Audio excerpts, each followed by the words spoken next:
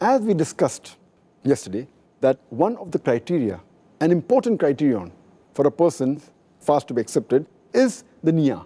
It is the intention. And the intention is that the fast should only be for Allah subhanahu wa ta'ala and no one else.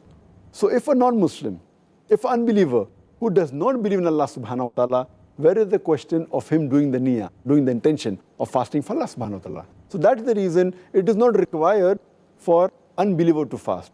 If he fasts without the intention, it will just be like anything else. It will not be an act of worship.